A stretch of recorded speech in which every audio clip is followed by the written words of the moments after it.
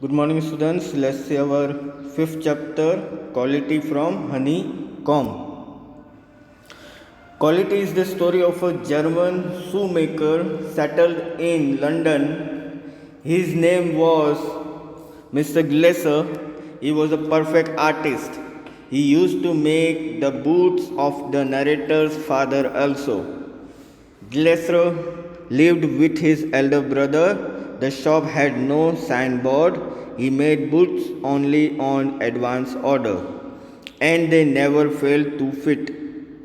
His boots lasted long, so the narrator didn't need to go to his shop every often. The customer going to Glaser sat on a wooden chair and waited. It was like going to some church. The narrator wanted a pair of Russian leather boots. Glaser showed his piece of gold brown leather. He promised to deliver the boots after a fortnight. It seemed, used to dream of boots. तो quality जो एक story है German शू maker की, जो कि London में रहते थे और उनका नाम था मिस्टर ग्लेसर, और वो एक बहुत परफेक्ट आर्टिस्ट थे। और जो वो जो बूट जूते जो बनाया करते थे वो नरेटर यानी कि जो राइटर जो थे उनके फादर के लिए भी बनाया करते थे, और वो जो अपने बड़े भाई के संग रहा करते थे लंदन में। और उनकी जो शॉप जो थी ना, वहाँ पे किसी तरह का कोई साइन बोर्ड नहीं लगा था कि उनकी जो शॉप है उसका नाम क्या है। और वो जो भी जूते बनाया करते थे, बूट्स जो बनाया करते थे, वो एडवांस में बनाया करते थे, ऑर्डर एडवांस में लिया करते थे। और वो कभी भी जूते ऐसे बनाते थे जो कि कभी फेल नहीं होता था, कभी भी फेल नहीं होते थे फिट होने पर। वो हमेशा जिसको जिस साइज़ के जूते चाहिए होते थे उसी साइज़ के जूते मिलते थे, और वो हमेशा परफेक्ट होता था। और वो जूते ऐसे थे कि जो लास्ट लॉन्ग तक चलते थे, यानी लंबे समय तक वो जूते चला करते थे। और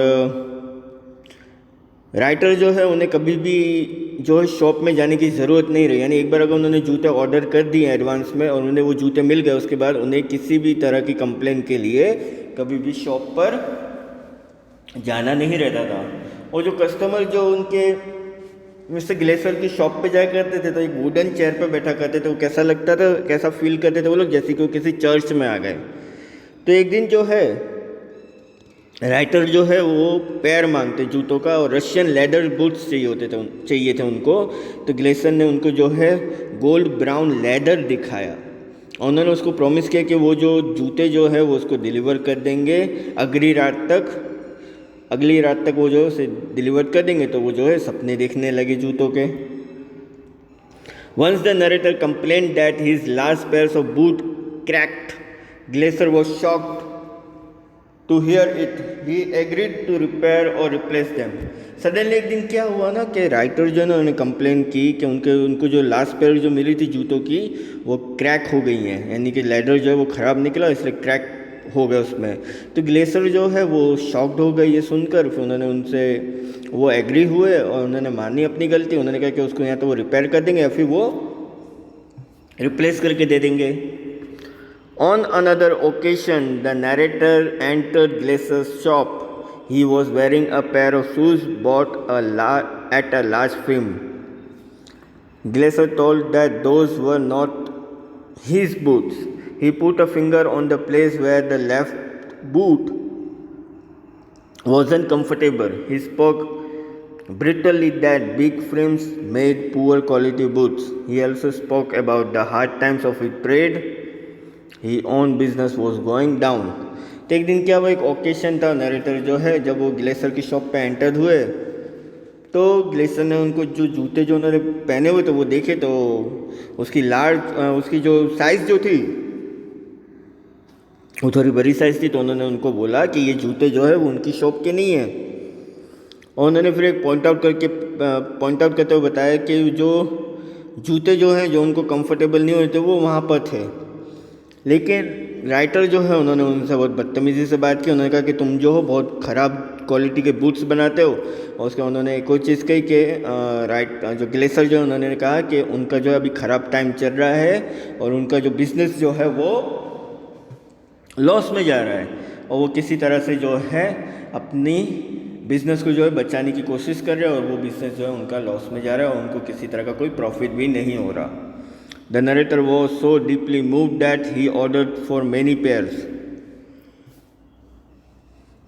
For 2 years, he couldn't go to Glaser's shop. When he came to Glaser's shop, next time he came to know that Glaser's elder brother had died, he again ordered for many pairs of boots. तो narrator जो है वो वहाँ से फिर चले गए ये सुन के कि उनका जो बिज़नेस है वो डाउन हो रहा है, लेकिन उन्होंने उससे पहले बहुत सारे जूते जो थे वो ऑर्डर दे दिए थे बहुत सारे. तो फिर 2 साल हो गए और राइटर जो थे वो ग्लेसर की शॉप पे गए नहीं थे. और एक दिन ऐसा हुआ कि जब वो ग्लेसर की शॉप पे गए तो उन्हें मालूम चला कि उनके जो बड़े भाई जो है उनकी डेथ हो गई है और उन्होंने वापस से जो है बहुत सारे जूते जो है पेयर्स जूतों के वो ऑर्डर किए, क्योंकि उन्हें ऐसा लगा कि शायद हो सकता है कि मैं उसका बिज़नेस बचा सकूं. हाँ, हो सकता है कि कभी कभार कुछ क्वालिटी गलत निकल सकती है जूतों में, लेकिन उसमें उसकी गलती नहीं है. इसलिए उन्होंने वापस से वो बहुत सारे पेयर जो है जूतों के वो ऑर्डर किए थे. He was also upset to see Mr. Glaser, who seemed to have grown older than by 15 years. And he again ordered for many pairs of boots, so he went abroad. तो mister Glaser जो है वो अपने काम में हमेशा perfect रहा करते थे. उनके जूतों में कभी भी कोई शिकायत नहीं आती थी, लेकिन सडनली शिकायत आने की वजह से जो है और बिजनेस में लॉस होने की वजह से वो जो है उन्होंने अपना पूरा ध्यान जो है जूते बनाने में लगा दिया. और एक दिन जब नरेटर ने यानी कि जो राइटर जो थे उन्होंने जब उनको देखा तो 15 साल ज़्यादा बुढ़े दिखाई दे रहे थे उनको. और उसके बाद उन्होंने जो वापस से कुछ और पेयर्स जो है बूट्स के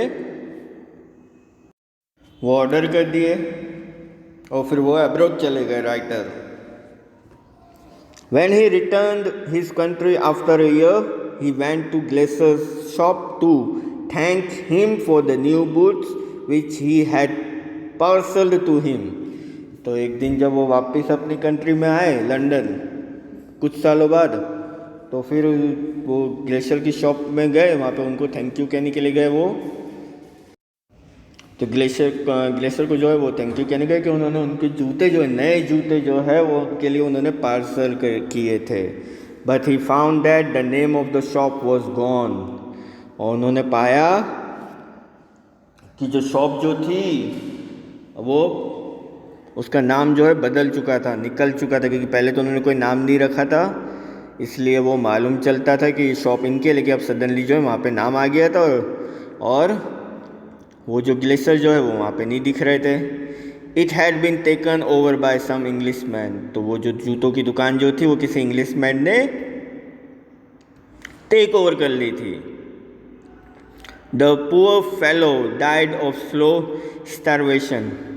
तो मिस्टर ग्लेशियर जो थे उनकी डेथ हो चुकी थी. क्यों? क्योंकि उन्होंने जो जूते जो ऑर्डर किए थे ना राइटर ने बहुत सारे, तो उन्होंने उसकी क्वालिटी अच्छी करने के लिए वो दिन रात मेहनत करते रहे. इस वजह से वो खाना भी नहीं खाते थे टाइम पर, और खाना नहीं खाने की वजह से जो है उनकी मौत हो जाती है, उनकी डेथ हो जाती है.